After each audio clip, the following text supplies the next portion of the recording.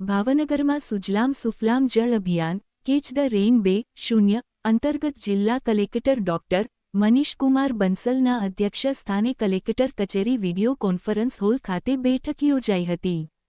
સુજલામ સુફલામ જળ અભિયાન થકી લોક ભાગીદારીથી હાથ ધરવાના કામો 287, જિલ્લા ગ્રામ વિકાસ એજન્સીના 20 કામો, વોટરશેડના 4 કામો, જળસંપત્તિ સિંચાઈ વિભાગના 17 કામો, જળસંપત્તિ જળસિંચન વિભાગના 22 કામો અને જળસંપત્તિ પંચાયત હેઠળના 227 કામો એમ કુલ 577 કામો હાથ ધરવામાં આવશે.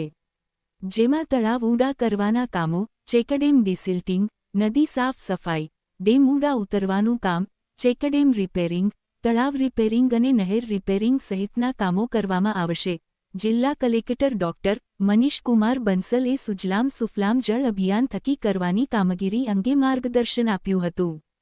બેઠકમાં જિલ્લા વિકાસ અધિકારી હનુલ ચૌધરી, જિલ્લા ગ્રામ વિકાસ એજન્સીના નિયામક જયશ્રીબેન જરુ સહિત વિવિધ વિભાગોના અધિકારીઓ ઉપસ્થિત રહ્યા હતા.